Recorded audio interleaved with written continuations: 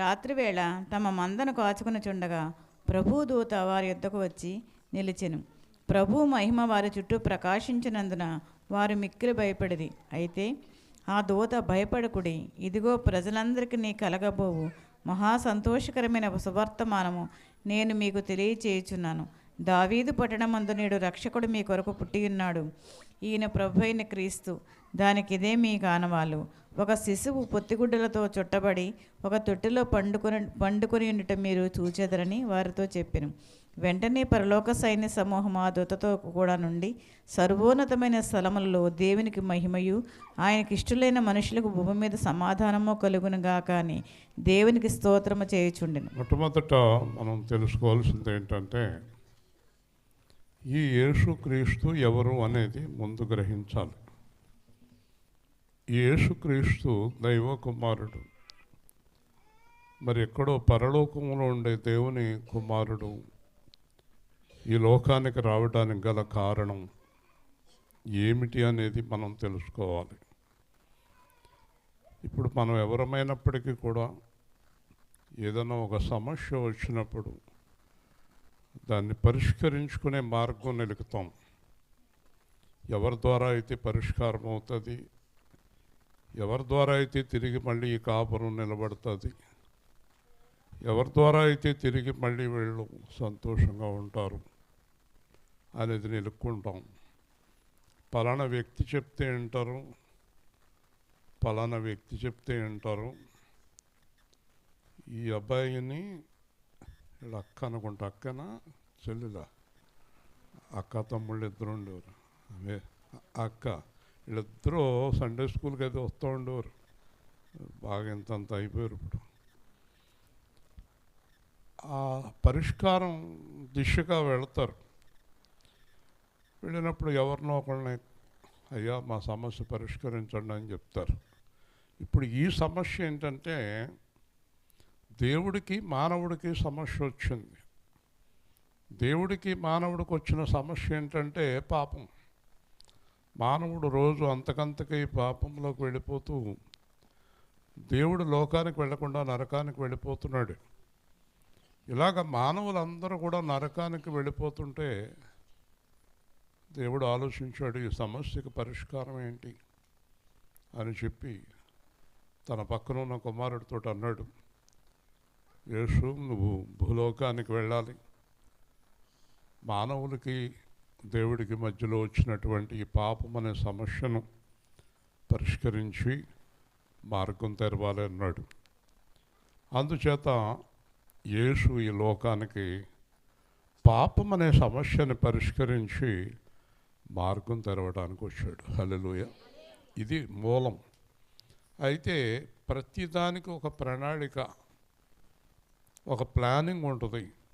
ఎలా రావాలి, ఎలా పుట్టాలి, ఎలా చెప్పాలి, ఎలా జన్మించాలి, ఏదైనా ప్రతిదానికి ఒక ప్లానింగ్ ఉంటుంది. ఒక ఇల్లు కట్టాలంటే ఈ విధంగా బాత్రూమ్ ఇక్కడ, బెడ్రూమ్ ఇక్కడ, ప్రతిదానికి ఒక ప్లానింగ్ ఉంటుంది.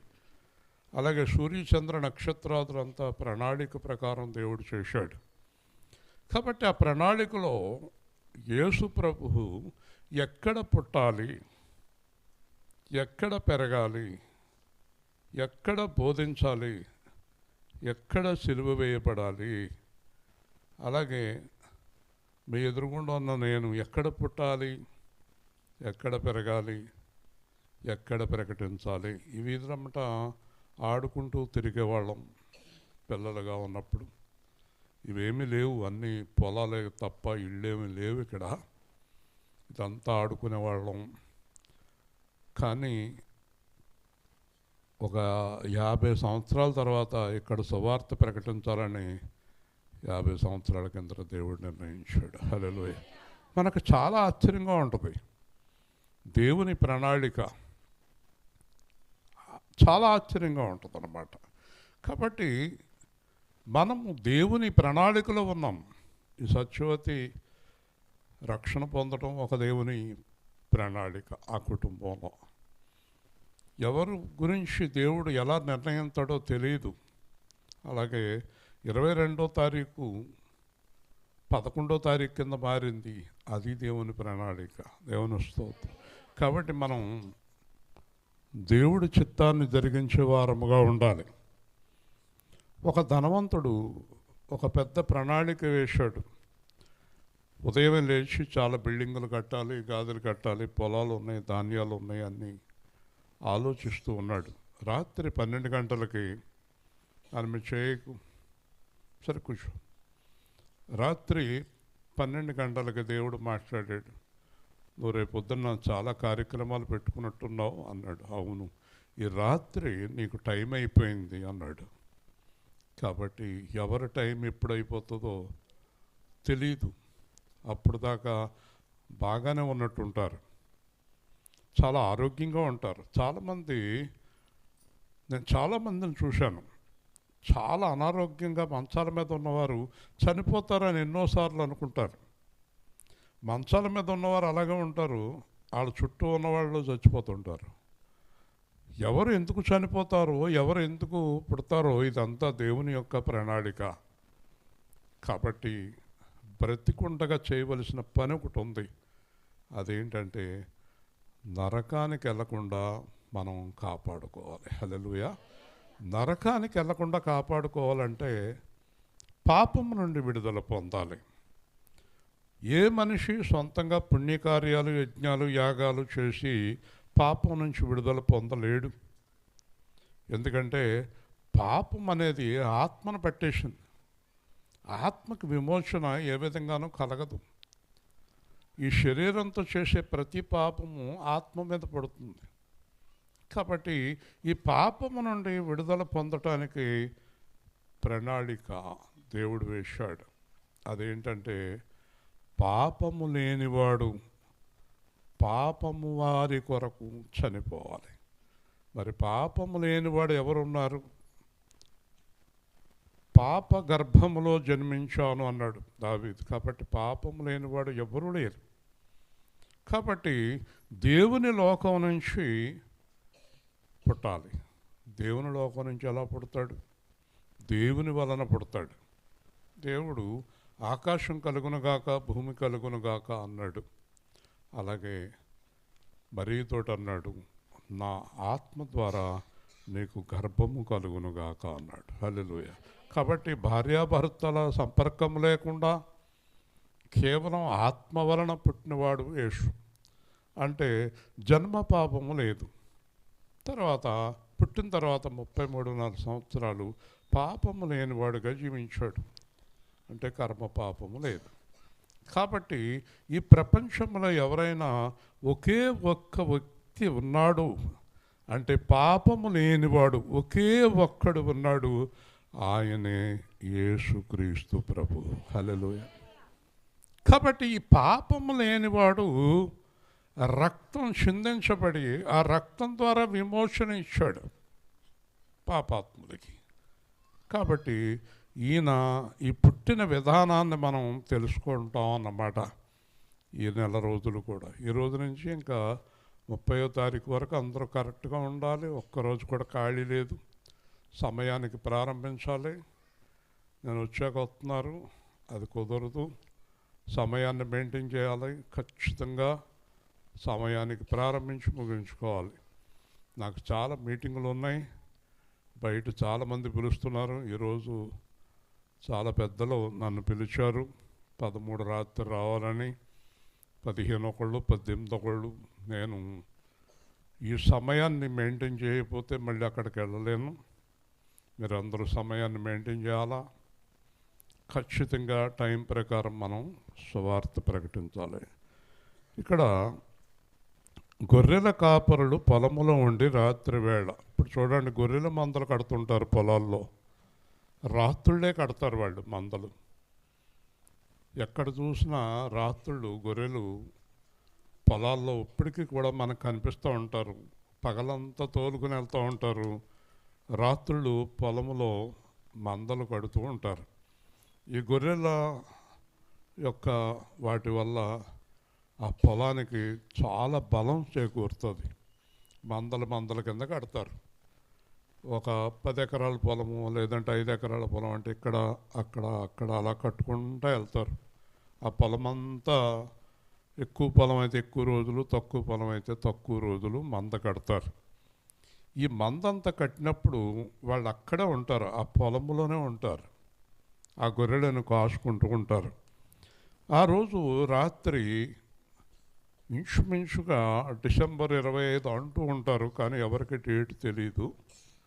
కానీ చలికాలం, అలాగే గొర్రెల మందలు కట్టే కాలం అది.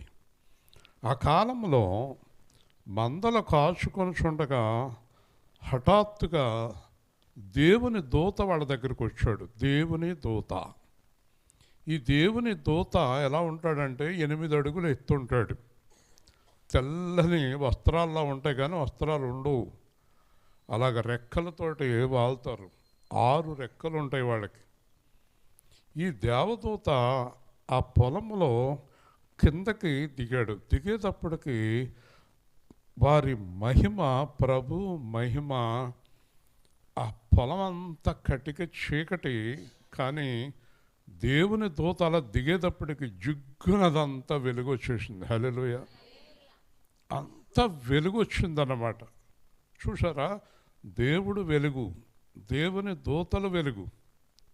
కానీ ఎక్కడ వెలుగు ప్రకాశించిందంటే చీకట్లో. మరి కాపరులు చీకట్లో ఉన్నారు. యెషయా 60 ప్రకారం భూమి అంతా చీకట్లో ఉంది. చీకటి అంటే పాపము. మొత్తం పాపంలో ఉన్నారు, మరణంలో ఉన్నారు. వారి మధ్యలో జిగ్గున ఒక వెలుగు వచ్చింది. ఈ వెలుగు ప్రకాశించేటప్పటికీ వాళ్ళకి చాలా భయం వేసింది. ఎందుకంటే సడన్గా ఇంత ఎత్తున్న వ్యక్తి అక్కడ వాళ్ళ మధ్యలో దిగేటప్పటికి వాళ్ళందరూ కూడా భయపడిరి. అయితే దూత అంటున్నాడు, భయపడకండి. బైబిల్లో ఎప్పుడు కూడా గుర్తుపెట్టుకోండి, దేవుడు, దేవుని దూతలు, దేవుని సేవకులు ఒకే మాట చెప్తారు ఎవరికైనా, భయపడకండి. హల్లెలూయా. గుర్తుపెట్టుకోండి మీరు. మరి మిమ్మల్ని భయపెట్టే వాళ్ళు ఉన్నారు, వాళ్ళు దెయ్యాలు, దెయ్యాల దూతలు. ఎప్పుడు భయపెడతారు. ఈ రాత్రి చచ్చిపోతావు, పొద్దునకి బతకవు, నీకు అలా వెళ్తుంటే కాలు ఇరిగిపోద్ది, ఇలాగ వెళ్తుంటే అక్కడ పడిపోతావు, చాలా భయపెడతారు. ఎప్పుడు కూడా సాతాను నువ్వు చనిపోతావు అంటది, దేవుడు నువ్వు బ్రతుకుతావు అంటాడు. ఒక ఆవిడ అప్పుల పాలైపోయి చనిపోవాలనుకుంటే దేవుడు బ్రతుకు అన్నాడు. చాలామంది చనిపోదాం అనుకుంటారు, బతకాలనుకోరు. ఇంకెందుకు చనిపోదాం. కానీ గుర్తుపెట్టుకోండి, మన ఆత్మ, మన శరీరం మీద మనకి హక్కు లేదు. ఆ హక్కు దేవుడిది. దేవుని స్తోత్రం. ఎవరు కూడా చనిపోవాలనుకోవటం కానీ, ఇంకా వ్యర్థం అనుకోవటం కానీ అలా అనుకోకూడదు. దేవుడు మనలను ఇక్కడ ఎంతకాలం ఉండాలని నిర్ణయించాడో అంతకాలం మనం ఉండాలి. కాబట్టి ఆ చీకటిలో గొప్ప వెలుగు వచ్చింది. మీరు భయపడకండి. చూసారా, ఇక్కడ ఏం చెప్తాడంటే చాలామంది అనుకుంటారు యేసుక్రీస్తు అంటే కేవలం బైబిల్ పట్టుకునే వాళ్ళకి దేవుడు, లేదా చర్చిలకు వెళ్ళే వాళ్ళకి దేవుడు, మన దేవుడు కాదు, మన ప్రభువు కాదు అని అనుకుంటూ ఉంటారు. నేను కూడా 30 సంవత్సరాల కిందట అలాగే అనుకున్నాను, అలాగే అనుకునేవాడిని. కానీ తర్వాత అర్థమైంది ఆయన అందరికీ ప్రభువు అని. హల్లెలూయా. ఎందుకంటే దేవుడు అందరికీ దేవుడే, ఆయన కుమారుడు అందరికీ దైవ కుమారుడే, ప్రభువే. కాబట్టి ఇక్కడ ప్రజలందరికీ అంటే మనుష్యులందరికీ, మనిషి జన్మ ఎత్తిన వారందరికీ ఇది మహా సంతోషకరమైన శుభవర్తమానం. చాలా శుభవార్త. ఏంటా శుభవార్త? ఈ లోకంలో చాలా శుభవార్తలు ఉన్నాయి. పిల్లవాడు పుట్టాడు, పిల్ల పుట్టింది, పెళ్లి కుదిరింది, ఇల్లు కట్టుకున్నారు, ఉద్యోగం వచ్చింది, ప్రమోషన్ వచ్చింది. ఇలాంటి ఎన్నో శుభవార్తలు ఈ లోకంలో ఉన్నాయి. కానీ దేవుని లోకం నుంచి వచ్చిన ఈ శుభవార్త ఏంటంటే, ఈరోజు మీ పాపానికి విడుదల వచ్చింది. హల్లెలూయా. ఇంతకన్నా శుభవార్త ఇంకోటి లేదు, తెలియదు కాకపోతే ఎవరికి. ఇది ఎంత గొప్ప శుభవార్తో చాలామందికి తెలియదు. పాపం నుంచి విడుదల చేసే శుభవార్త. ఉదాహరణకి ఒక ధనవంతుడు ఉన్నాడు, ఒక లేనివాడు ఉన్నాడు. ఇద్దరు చనిపోయారు. లేనివాడేమో పరలోకం వెళ్ళాడు, ధనవంతుడేమో నరకానికి వెళ్ళాడు. వెళ్ళినప్పుడు అదేంటి అతను అక్కడున్నాడు నేను ఇక్కడున్నాను అంటే, అబ్రహాం అంటాడు, అక్కడ ఉన్నవాడు ఆ వార్తను నమ్మాడు, ఇక్కడ ఉన్న నువ్వు ఆ వార్తను నమ్మలేదు. హల్లెలూయా. అర్థమైందా? నువ్వు నమ్మావు అని లాజరుతో అన్నాడు, నువ్వు నమ్మలేదు అని ధనవంతుడితో అన్నాడు. వింటున్నారా? మాట్లాడుకుంటున్నారా? కాబట్టి ఈ శుభవార్త దేవుడు మనకు పంపించాడు. ఏం కావాలి చెప్పండి. మైకోనా వినండి, మరి వినాలి. నేను ఇంకొక అరగంట ఆగితే అయిపోయాక మీరు రూపాయలు ఇచ్చిన ఇక్కడ ఉండను. దేవుని స్తోత్రం. జాగ్రత్తగా వినండి. అస్సలు కదలకూడదు, మాట్లాడకూడదు, అలర్జీ ఇవ్వకూడదు. అర్థమవుతుందా? చాలా జాగ్రత్తగా వినాలి దేవుడి మాటలు. ఇది వెనకే చాలా కాలం జీవితాలు పోయినాయి, చాలామంది పోయినాయి. అలాగే ధనవంతుడు వినలేదు, నరకానికి పోయాడు. పేదవాడు విన్నాడు, పరలోకానికి పోయాడు. అబ్రహాం అంటున్నాడు, నువ్వు వినలేదు. ఏం వినలేదు? సువార్త వినలేదు. అతను విన్నవాడు ఎక్కడున్నాడు? విననివాడు కింద ఉన్నాడు. హల్లెలూయా. అమ్మా అంతేనా? మరి వినాలి. నేను కూడా వినలేదు చాలా కాలం. నరకంలో తిరిగి వచ్చాం. అర్థమైందా? 40 ఏళ్ళు నేను నరకంలో తిరిగి వచ్చాను. అయితే అది పరలోకం అనుకున్నాను నేను. చాలామంది నరకాన్ని పరలోకం అనుకుంటారు, పరలోకాన్ని నరకం అనుకుంటారు. అర్థమైంది మీకు? కాబట్టి దేవుని యొక్క మాట మనం చాలా శ్రద్ధగా వినాలి. ఈవిడ ఈ పాపం నా మనవడు నా మనవరాలు మా వాడు వినాలని పెట్టించింది. అంతేనా? అంతే. ఓకే. ప్రయాసపడి భారము మోయువారలు, ప్రయాసపడి భారము మోయువారలు, ప్రభుని చింతకు పరుగిడి వేగమే, ప్రభుని చింతకు పరుగిడి వేగమే. రండి రండి యేసుని యొద్దకు రమ్మనుచున్నాడు. యేసుని పిలుపు వినియు ఇంకా యోచింపారేలా, అవనిలో అగచాట్ల పాలైనను, అవనిలో శాంతి ఆత్మలు ఇలలో, అబ్బదు శాంతి ఆత్మకు ఇలలో. రండి రండి యేసుని యొద్దకు రమ్మనుచున్నాడు. ప్రభు యేసు నీ కొరకై తనదు ప్రాణమునిచ్చే గదా, సిలువలో రక్తము చిందించియును, బలియాయెను ఘనుడు మనకై. రండి రండి యేసుని యొద్దకు రమ్మనుచున్నాడు. యేసుని నామమునందే పరమ నివాసము దొరకును, ముక్తిని పాప విమోచనమును, ముక్తిమంతుడా యేసే ఇచ్చును. రండి రండి యేసుని యొద్దకు రమ్మనుచున్నాడు.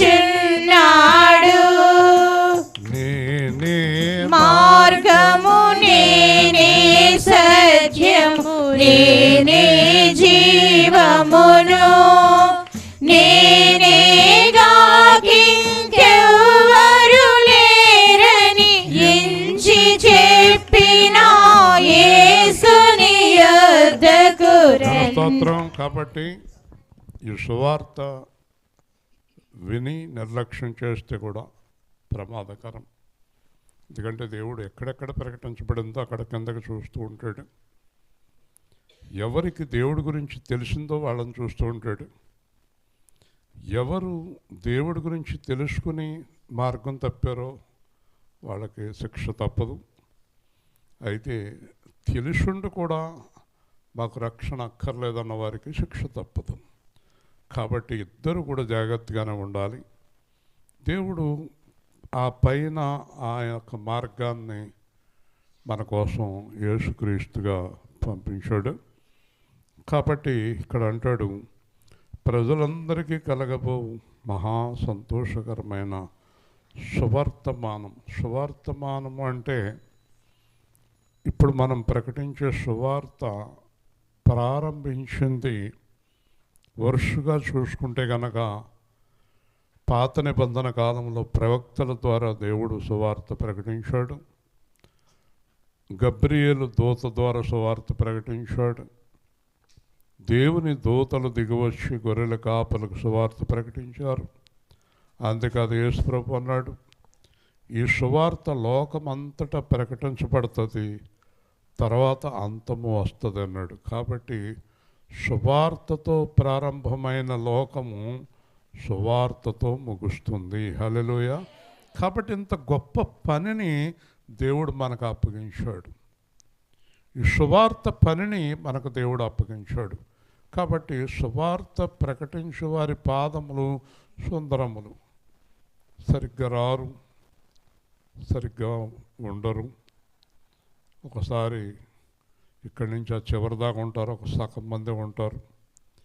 నిర్లక్ష్య ధోరణి, సువార్తలో సరిగ్గా పాల్గొరు, సువార్త జీవితంలో ఉండరు. వీళ్ళందరూ శిక్షార్హులే. కాబట్టి యేషావా కేంద్రానికి దేవుడు గొప్ప భాగ్యాన్ని ఇచ్చాడు. అందువల్లే మనం ఆశీర్వదింపబడుతున్నాం. సువార్త దైవజనులు కొందరు గ్రహించారు. వాళ్ళ మాటల్లో అర్థమవుతుంది ఏంటంటే,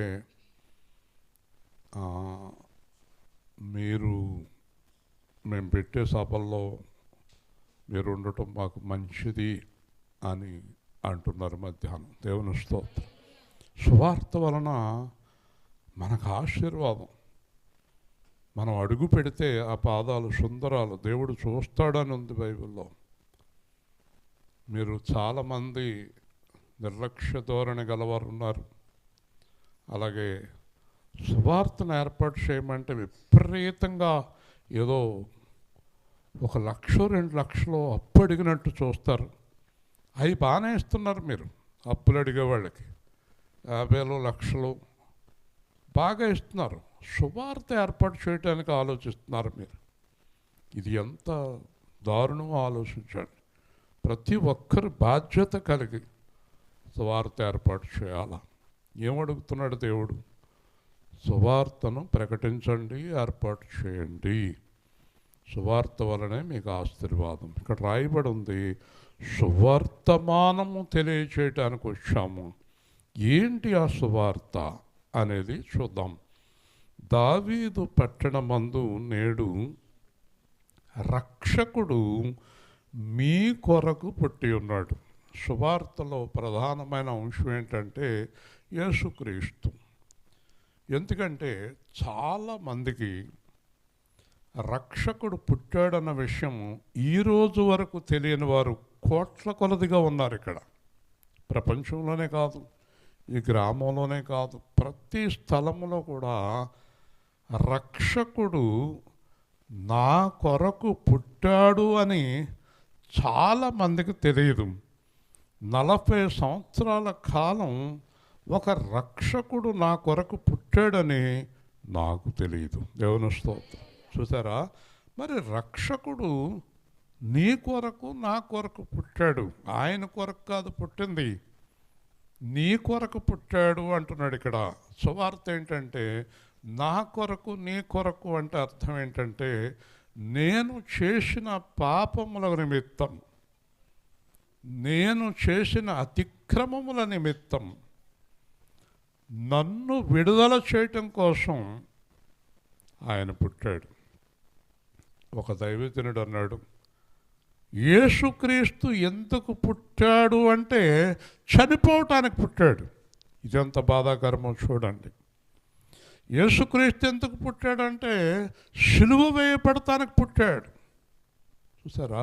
యేసుక్రీస్తు ఎందుకు పుట్టాడంటే కొరడా దెబ్బలు తినటానికి పుట్టాడు, అవమానాలు పొందటానికి పుట్టాడు. వింటున్నారా? మీరు పిల్లలు పుట్టినప్పుడు అంతా ఎన్నో ఊహలకు అంటూ ఉంటారు, మరి ఈయన ఎందుకు పుట్టాడు? అమ్మ నీ కడుపులో నుంచి ఖడ్గం దూసుకుని పోతుంది. హల్లెలూయా. ఇప్పుడు చెప్పండి, యేసు ఎవరి కొరకు పుట్టాడు? నా కొరకు, నీ కొరకు, ప్రపంచములో ఉన్న ప్రజలందరి కొరకు పుట్టాడు. ఎందుకు? వారిని పాపము నుండి విడిపించటానికి. దేవుని స్తోత్రం. ఎందుకు పుట్టాడు చెప్పాలి.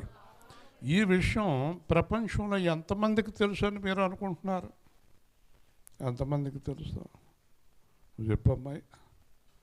నిన్నే ఎంతమందికి తెలుసు? 100కి 90 మందికి తెలియదు. ఓకేనా? మిగతా 10 మందికి కూడా సరిగ్గా తెలియదు. అవునా కదా? అర్థమైందా? సరిగ్గా తెలియని వారు ఎవరు? 90 మంది కూడా పక్కన పెడదాం. సరిగ్గా తెలియని ఈ 10 మంది ఎవరు? యేసు ప్రభు రక్షణ పొంది పాపం చేసేవాళ్ళు. ఆడకు తెలుసా? యేసు ప్రభు రక్షణ పొంది అబద్ధాలు ఆడేవారికి తెలియదు. యేసు ప్రభు రక్షణ పొంది తాగుపోతుడికి తెలియదు. యేసు ప్రభు రక్షణ పొంది మోసం చేసేవాళ్ళకి తెలియదు. యేసు ప్రభు రక్షణ పొంది ఆళ్ళని దూషించే వారికి తెలియదు. యేసు ప్రభు రక్షణ పొంది అప్పులు ఎగ్గొట్టే వాళ్ళకి తెలియదు. యేసు ప్రభు రక్షణ పొంది మోసకరమైన మాటలు మాట్లాడేవారికి తెలియదు. మరి ఈ 10 మందిలో 2 ఉన్నారో 1 ఉన్నారో వారెవరో తెలుసా? యేసుక్రీస్తులాగే జీవిస్తారు. హల్లెలూయా. వాళ్ళకి మాత్రమే యేసు తెలుసు, మిగతా వాళ్ళకి యేసు తెలియదు. కాబట్టి ఇప్పుడు అర్థమైందా? మనం ఈ సువార్తను జీవితకాలం ప్రకటించాలి. సంఘంలో అత్మాన వాక్యం చెప్తారు ఎందుకండి? సంఘంలో ఎంతమంది ఉన్నారు పాపం లేనివాళ్ళు, మోసం లేనివాళ్ళు? వాళ్ళు మారాలని దేవుడు చూస్తాడు. ఎప్పటి వరకు? బతికున్నంతకాలము చెప్తూనే ఉంటాడు కదా. మీ పిల్లలకి మీరు రోజు చెప్తారు, వాళ్ళకి తెలీదా? తెలుసు. తాగొద్దని చెప్తారు, అబద్ధం ఆడొద్దని చెప్తారు, మళ్ళీ తాగుతాడు, మళ్ళీ అబద్ధం ఆడతాడు. మీరు ఎంత చెప్పినా చేస్తూనే ఉంటాడు, అందుకే చెప్తాడు. కాబట్టి ఈ సువార్త ఎప్పుడు ప్రకటిస్తూనే ఉంటాడు దేవుడు, ఎప్పటిదాకా ఆయన అగ్నిగా దిగొచ్చే వరకు. తర్వాత ఎవరు చెప్పరు, కాల్చుకుంటూ వెళ్ళిపోతాడు. హల్లెలూయా. అర్థమైందా మీకు? చెప్పే సమయం వరకే చెప్తాడు, తర్వాత ఇంకెప్పటికీ చెప్పడు. అంచేతే ఈరోజే మారాలి మంచిగా. ఎప్పుడు? రేపు అనేవారు ఎంతమంది ఉన్నారు? రేపు నేను రేపు మారుతాను అనేవారు ఎంతమంది ఉన్నారు? వాళ్ళకి ఏం తెలీదు. రేపు బతుకుంటాం లేదా వాళ్ళకే తెలియదు. కాబట్టి ఎప్పుడు మారాలి? ఇప్పుడే మారాలి. హల్లెలూయా. ఏ విధంగా మారాలి? మంచిగా. చూసారా? రక్షకుడు మీ కొరకు పుట్టి ఉన్నాడు. ఇది మర్చిపోకండి. రక్షకుడు మీ కొరకు పుట్టి ఉన్నాడు. ఈయన ఎవరంటే ప్రభువైన క్రీస్తు. దీనికి అర్థం ఏంటో తెలుసా? ఈ లోకంలోకి ఎవరు రావాలన్నా దేవుడే పంపాలి, దేవుడే అభిషేకం చేయాలి. దేవుని అభిషేకం లేకుండా ఎవరు ఏం చేసినా చెల్లదండి. కాబట్టి అభిషిక్తుడు అని ఆయనకి పేరు. దేవుడు ఆయన్ని అభిషేకించి పంపించాడు. హల్లెలూయా. దేని కొరకు? రక్షించటానికి. ఎవరిని రక్షించటానికి? పాపము నుండి ప్రజలను రక్షించటానికి. హల్లెలూయా. చూసారా, ఈ రక్షకుడు మీ కొరకు ఈరోజు పుట్టాడు. ఎవరితో చెప్తున్నాడు? మర్చిపోయారా? గొర్రెల కాపర్లు. గొర్రెల కాపర్లు అంటే ఎవరు? చదవచ్చాళ్ళకి కాదు కదా, పామరుడు, అజ్ఞానుడు. గొర్రెలు కాసుకుంటాం తప్ప మరేమి ఆడకే తెలియదు. ఆడకెందుకు చెప్పాడు? ఆడకెందుకు చెప్పాడు? మాట్లాడండి. మీకు అర్థమయ్యేటట్టు చెప్పనా? బాగా చదువుకుని కంప్యూటరు, టెక్నాలజీ నాకు బాగా తెలుసు, నేను ఇది చదివేశాను, నేను అది చదివేశాను అనేవాళ్ళు దేవుడి మాట నమ్మరు. చాలా తెలివైన వాళ్ళు అన్నమాట వాళ్ళు. ఎంత తెలివైన వాళ్ళు! ఇంకో లెక్కలో చెప్పాలంటే ముదుర్లు. ఈ దేశం ముదుర్లేళ్ళు. వీళ్ళు ఎవరి మాట నమ్మరు. అంచేత ఈ అయోమయ వాళ్ళ దగ్గరికి సువార్త పంపించాడు. హల్లెలూయా. చూసారా, వీళ్ళు ఏమి అడగరు. ఎలా పుట్టాడేంటి, ఎలా వచ్చాడేంటి అని ఏం అడుగుతులేదు వీళ్ళు. కాబట్టి ఒక్కసారి ఆలోచించండి. గొర్రెల కాపరుల దగ్గరికి దేవదూత వచ్చాడు, అంతే కదా. మరి జ్ఞానుల దగ్గరికి ఎవరు వచ్చారు? మొన్నే విన్నారు, నక్షత్రం. హల్లెలూయా. దేవుడు ఎంత తెలివైనడు. జ్ఞానులకి ఏం చూపించాడు? జ్ఞానుల దగ్గరికి వెళ్ళి దేవదూత చెప్తే నమ్ముతారాళ్ళు? నమ్మరు. ఏళ్ళ దగ్గరికి వచ్చి ఈ గొర్రెల కాపరికి అదిగో నక్షత్రం అంటే ఊరుకోండి, బోల్డ్ నక్షత్రాలు ఉన్నాయంటారు వాళ్ళు. కాబట్టి ఈ రెండు రకాల ప్రజలకి ఎలా ప్రకటించాలో ఆయనకు తప్ప ఎవరికీ తెలియదు. హల్లెలూయా. అంచేత ఇప్పుడు నన్ను దేవుడు అభిషేకించాడు. నేను మహాజ్ఞానుల మధ్యలో, గొప్ప గొప్పవారి మధ్యలో వేరే విధంగా, మీ మధ్యలో వేరే విధంగా, ఇంకొకరి మధ్యలో వేరే విధంగా, ఒక్కొక్క చోట ఒక్కొక్క విధంగా పరిశుద్ధాత్మ దేవుడు వాడుకుని మనలను సువార్త ప్రకటించేలాగా చేస్తాడన్నమాట. కాబట్టి మీరు ఈయన ప్రభు అయిన క్రీస్తు, దానికి ఇదే మీకు ఆనవాలు. చూడండి, ఒక శిశువు పొత్తిగుడ్డలతో చుట్టబడి ఒక తొట్టెలో పండుకొని ఉండుట మీరు చూసేదారు. ఏ గుడ్డలతోటి? మామూలుగా చెప్తున్నాను.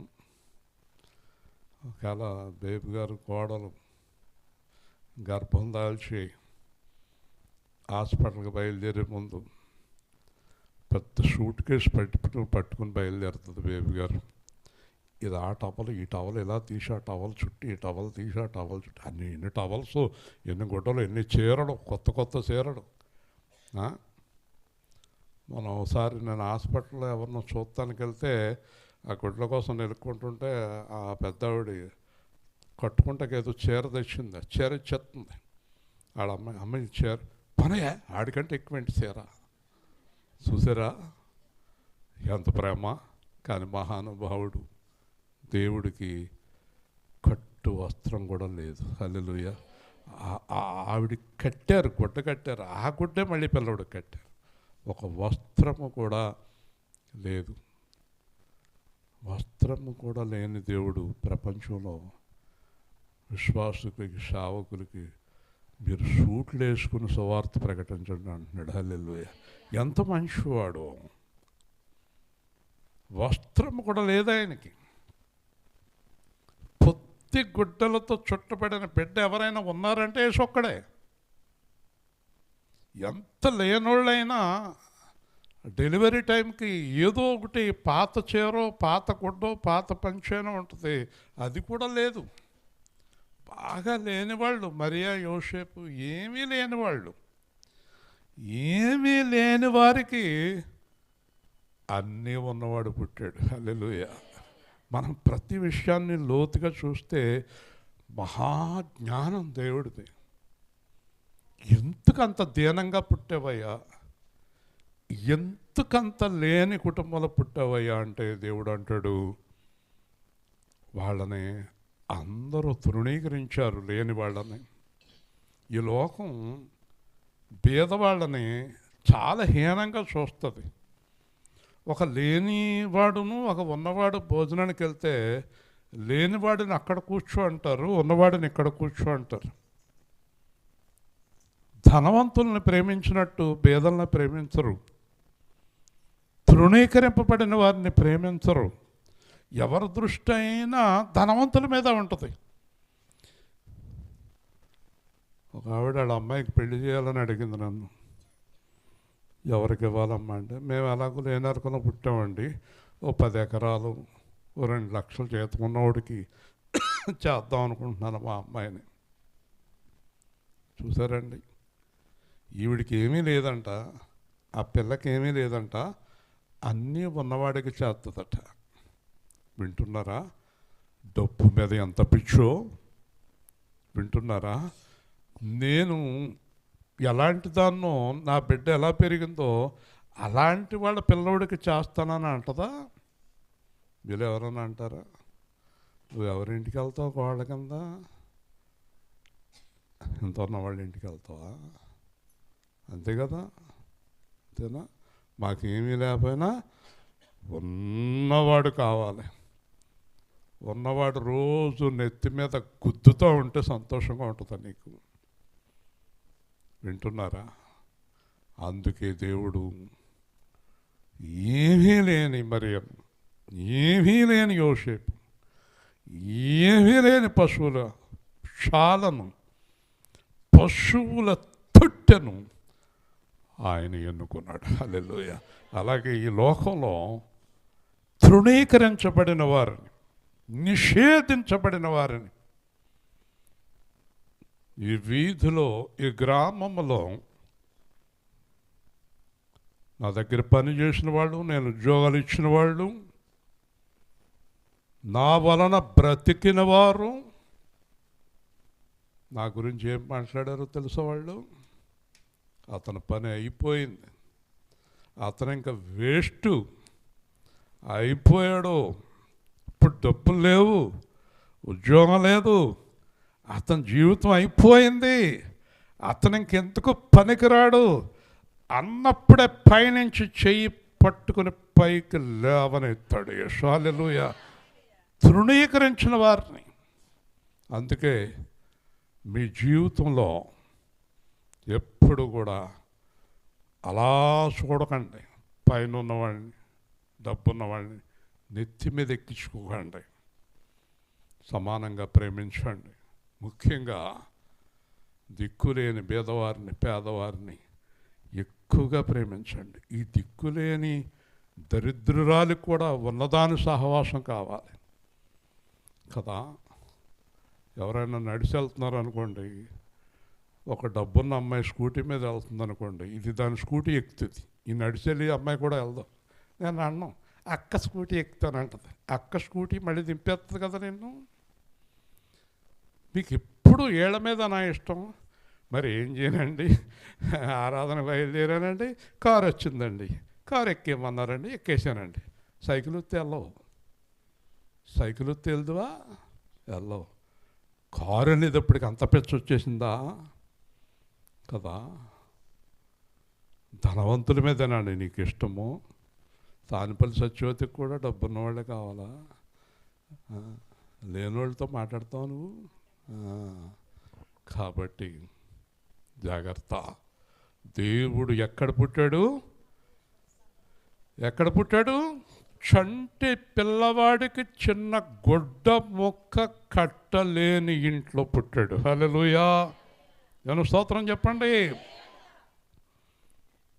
ఇంత పేదవాడు, నిరుపేదవాడిగా పుట్టాడు, కానీ ఆయన ఐశ్వర్యం ఇచ్చాడు ఒక ఆయనకి. ఎవరికో తెలుసా? కూల్గే విలియమ్స్, కాల్గేట్ కంపెనీ ఓనర్. మనందరం పళ్ళు దొంగుంటామే, కాల్గేట్ అమెరికా. ఆయనకి 50 ఏళ్ల కిందటే 20,000 కోట్ల టర్నోవర్తో కంపెనీ ఇచ్చాడు దేవుడు. దేవుని స్తోత్రం. ఈరోజు ప్రపంచంలో కొన్ని వేల లక్షల కోట్లు ఉన్నవాళ్ళు యేసు ప్రభు పిల్లలే. ఎందుచేతట ఆయన మన నిమిత్తము దరిద్రుడు ఆయన. అలాగే అన్ని విధాలుగా పడిపోయిన తన దాసుణ్ణి ఈరోజు ఘనపరిచి నిలబెట్టాడు అందరి ముందు. హల్లెలూయా.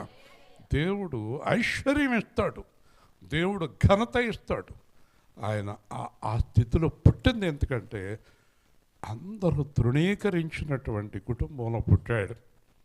ఇప్పుడు యేసు ప్రభు దగ్గరికి ఎవరైనా వెళ్ళగలరు, నిరుపేదలు వెళ్ళగలరు, ఏమీ లేని వారు వెళ్ళగలరు, ఆ పిల్లవాడిని చూడగలరు, ఆ పిల్లవాడిని ఎత్తుకోగలరు. అదే రాజు కుటుంబంలో ఉంటే గొర్రెల కాపర్లు వెళ్ళగలదురా?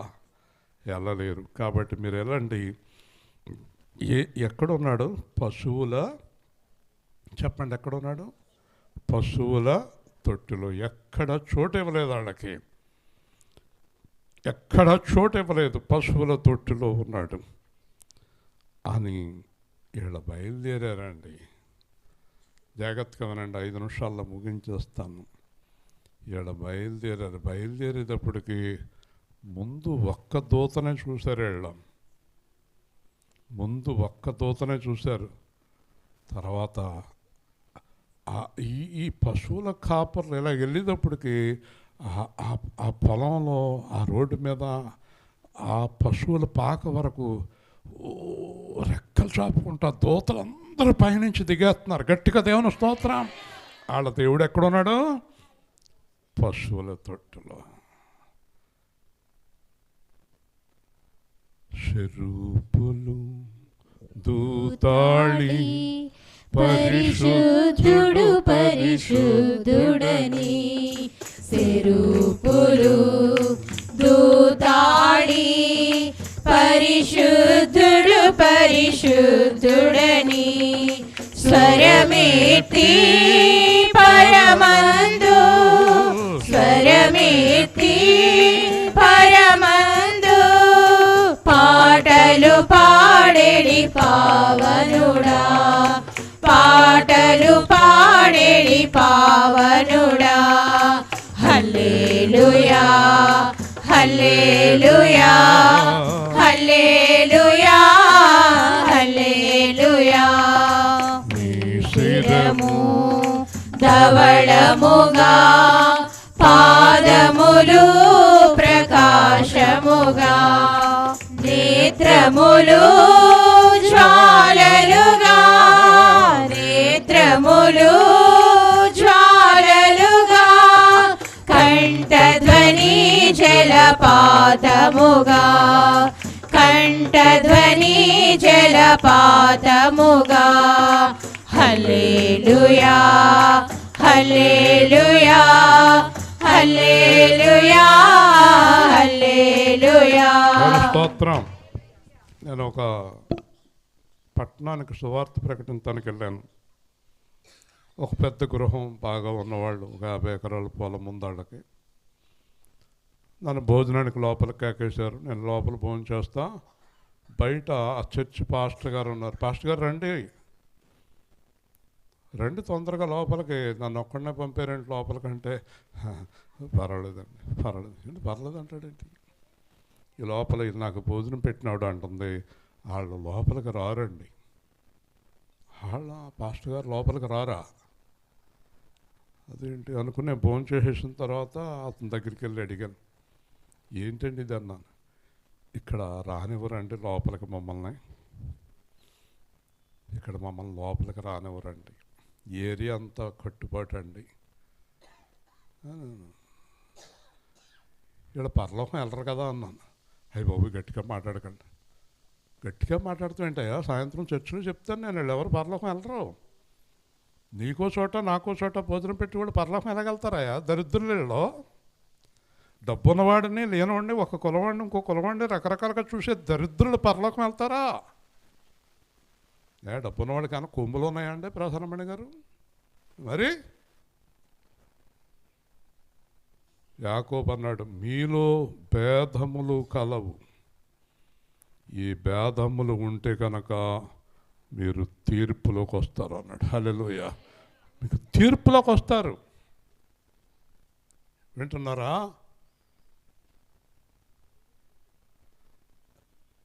లేని వాళ్ళ ఇంటికి భోజనానికి వెళ్ళాం.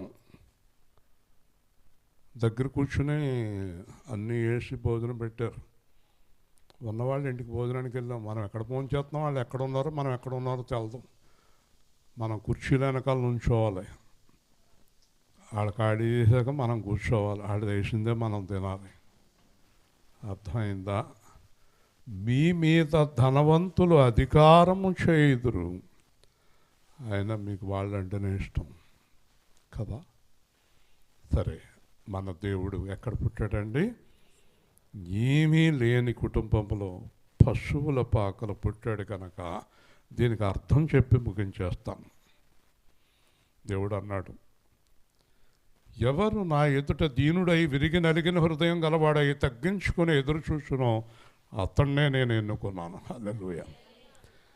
ఎవరి హృదయంలో గర్వం, డబ్బు, నేను కులము, గొప్పవాడిని, గొప్పదాన్ని అనుకుంటున్నారో ఈ రోజు వరకు వాళ్ళకి యేసు ప్రభువు తెలియదు అని అర్థం. దేవుని స్తోత్రం. జాగ్రత్త. గర్విష్ఠులు యెహోవాకు హేయము, అసహ్యం ఆయనకి గర్వపడేవాళ్ళు. కాబట్టి దేవుడు ఒకసారి శిష్యుల కాళ్ళు కడిగాడు. వాళ్ళు అడిగారు, ఇదేంటి ప్రభువా మా కాళ్ళు కడుగుతున్నావు అంటే, ఎందుకు కడిగానో తెలుసా? నేను ప్రభువుని రక్షకుడిని కూడా మీకు తెలుసు కదా. తెలుసు. నేను మీ కాళ్ళు కడిగానంటే మీరు అందరి కాళ్ళు కడగాలని అర్థం అన్నాడు. హల్లెలూయా. మనం ఎన్ని భేదాలు కలిగించుకుంటాము. వాళ్ళ మా ఊళ్ళండి, వాళ్ళ మా ఊళ్ళండి. మీ ఊళ్ళ అంటే ఎవరు చెప్పు? మీ ఊళ్ళో అంటే ఎవరు చెప్పు? చెప్పండి. కాబట్టి తగ్గించుకోండి. తగ్గించుకుంటే ప్రసన్నమణి గారు చెప్పండి, భేదం ఎక్కడ ఉండకూడదు? భేదం ఎక్కడ ఉండకూడదు? హృదయంలో. లేనివాళ్ళని, ఉన్నవాళ్ళని, వాళ్ళని, వీళ్ళని. ఈ భేదం ఉన్నంతకాలం మనం ఎవరిలో లేము? దేవుళ్ళో లేము. దేవుళ్ళో లేము. దేవుళ్ళో ఉన్నవారు అందరినీ ప్రేమించవలసిందే. హల్లెలూయా. ఆయన ప్రేమించాడు, మనం ప్రేమించాలి. ఆయన దీనుడయ్యాడు, మనం దీనుడు అవ్వాలి. ఆయన పశువుల పాకలో పుట్టాడు. అందరూ వెళ్ళి పశువుల పాకలో చూశారు. మనం అంతకంటే కూడా హీనమైన వాళ్ళను కూడా మనం చేతుల్లో ఎత్తుకుని ముద్దు పెట్టుకోవాలి. హల్లెలూయా. మనం హృదయం బాగా గర్వంగా ఉంటే కనుక దేవుడు ఎప్పుడూ దొరకడు మీకు. ఒక పాస్టర్ అవని, విశ్వాసం అవని, ఎవరన్నావని, గర్వం మంచిది కాదు. అది చెప్పటానికి ఆయన అలా పుట్టాడు. ఇప్పుడు ఈ పరలోక సమూహం అంతా ఒక మాట చెప్తుంది. ఆ మాటతో ముగిస్తున్నాను. సర్వోన్నతమైన స్థలములలో దేవునికి మహిమ. దేవుడు ఎక్కడుంటే అక్కడ మహిమ. ఇక్కడ దేవుడు ఉన్నాడు, ఇక్కడ అంతా మహిమతో ఉంటుంది. హల్లెలూయా. సర్వోన్నత స్థలముల్లో దేవునికి మహిమ. అందరూ నాతో కలిసి చెప్పండి, ఆయనకు ఇష్టులైన మనుష్యులకు భూమి మీద సమాధానం. ఇప్పుడు చెప్పండి, దాని అర్థం చెప్పేసి వెళ్ళిపోండి. చెప్పాలి, ప్రధానమైన చెప్పాలి, అర్థం చెప్పేసి వెళ్ళిపోవాలి. చెప్పు, అర్థం చెప్పు, చెప్పు, చెప్పు, అర్థం చెప్పు. దానికి అర్థం ఏంటి? నోరు తెరవండి. ఎవరికి సమాధానం? ఎవరు ఆయనకి ఇష్టలు? మరియను ఇష్టపడ్డాడు, యోసేపుని ఇష్టపడ్డాడు, పశువుల పాకనే ఇష్టపడ్డా? మాట్లాడరేంటి? ఇష్టపడ్డా? నువ్వు ఇష్టపడతావా? తలకాయ ఒప్పుకో. నీకు ఇష్టమేనా? చిట్టూరు సుజాత గారు, పర్వాలేదు, తప్పులేదు, కానీ నెత్తి మీద ఎక్కించుకోకు. ఎవరైనా అయిపోనాయి, వాళ్ళు ఎంత ఐశ్వర్యవంతులు, కోటేశ్వర్లు అవనే, గౌరవించు, దృష్టించవద్దు.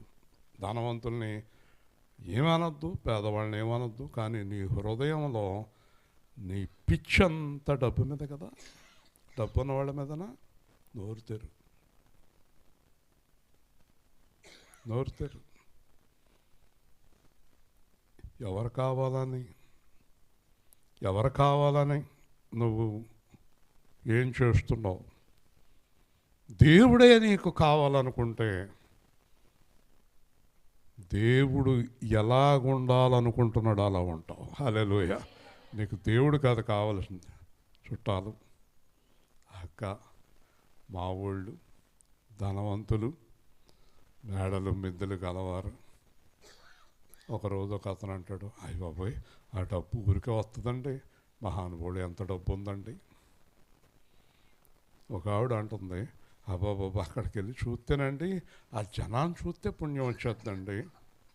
అంత హైదరాబాద్లో జనాన్ని చూస్తుందంటే ఇది వెళ్ళి అన్నాను. అక్కడికి వెళ్ళి బదులు డైరెక్ట్ తిరుపతి వెళ్ళిపో, ఇంకా పుణ్యం వస్తుంది.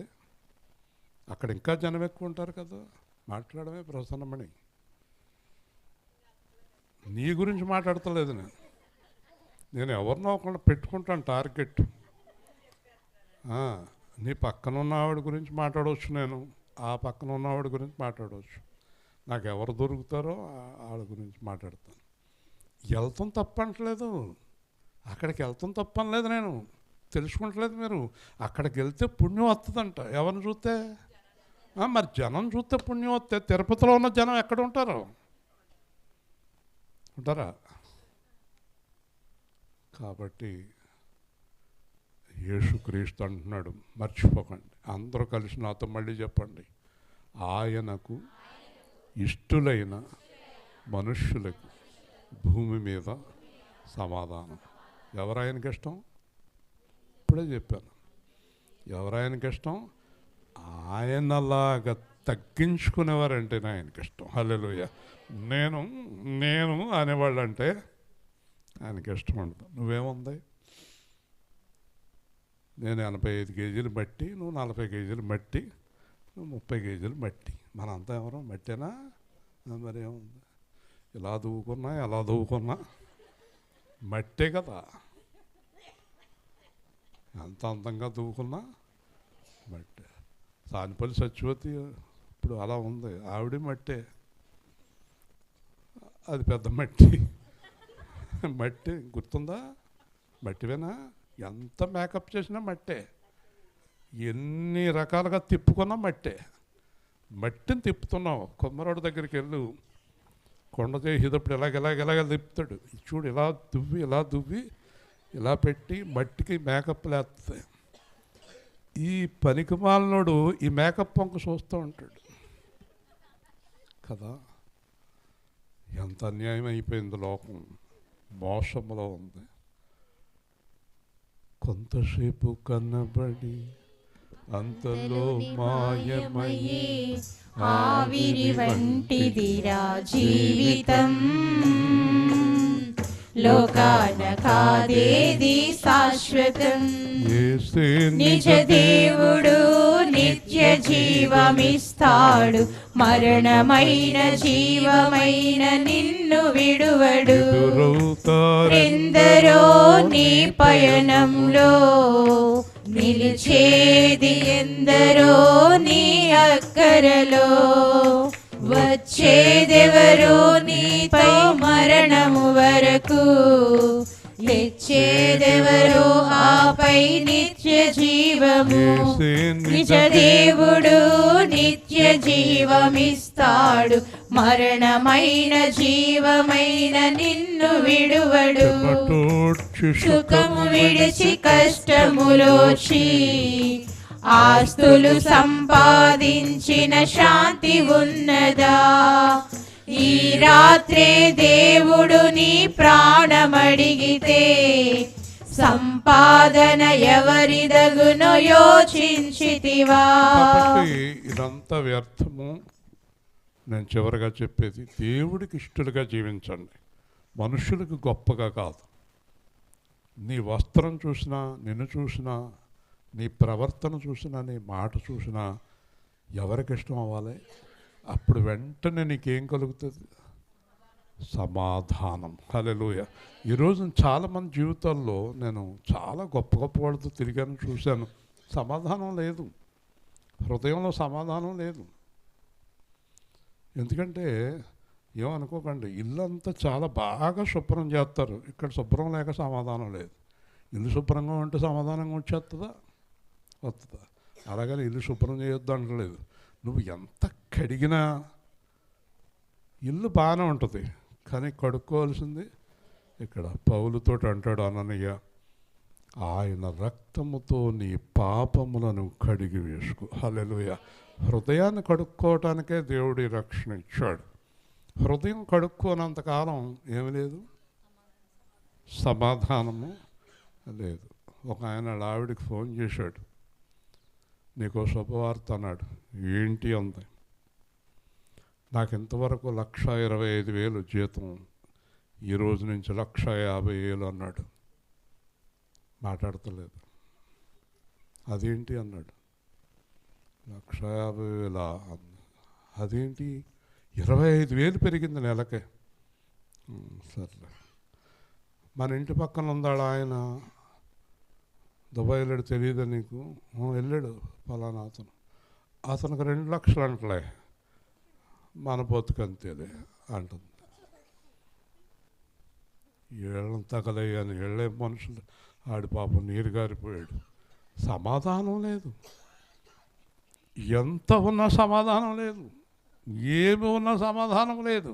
అందుకే యేసుప్రభువును గ్రహించే సమాధానం నీకు ఎప్పుడు వస్తుందంటే, లోకాన్ని ప్రేమించడం మానేసి ఏముందో దాంతో తృప్తిగా ఉంటే సమాధానం. హల్లెలూయా.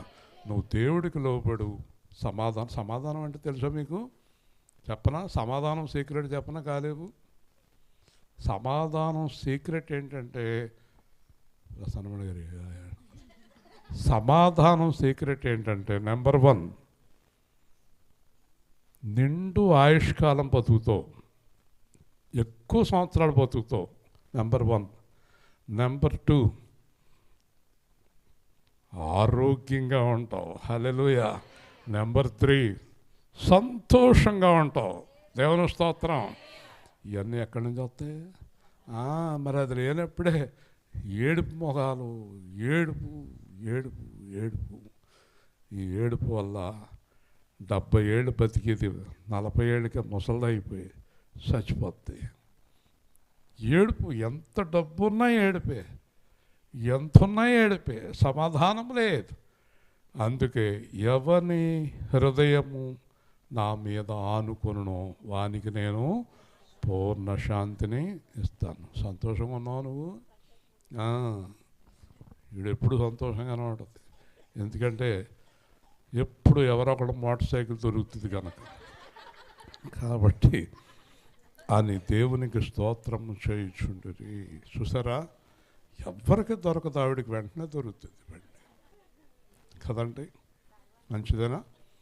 ఇప్పుడు అర్థమైందా? సానిపల్లి సత్యవతి అంటే దేవుడికి ఇష్టం అనుకుంటున్నాను నేను, లేకపోతే ఇలా జరగదు సువార్త. ప్రార్థన చేసుకుందాం. మొత్తం మీద అందరూ కూర్చున్నారు వచ్చి ఇక్కడ. ప్రేమ గల తండ్రి, జీవాధిపతి అయిన ప్రభువా, ఈరోజు మీరు ఇచ్చిన వాక్య భాగాన్ని బట్టి స్తోత్రాలు. సత్యవతి గారిని, వారి కుటుంబాన్ని, వారి పిల్లల్ని, మనవల్ని అందరినీ ఆశీర్వదించండి. మీ ఆత్మ ద్వారా బలంగా నడిపించండి. మీ చిత్తాన్ని నెరవేర్చండి. ఈ క్రిస్మస్ ఆరాధన ఫలాలు వారికి, పాల్గొన్న వారికి, విన్నవారికి దయచేయండి. మిగిలి ఉన్న కార్యక్రమాన్ని క్రమంగా జరిగించండి. యేసునామములో అడుగుతున్నాం తండ్రి, ఆమె.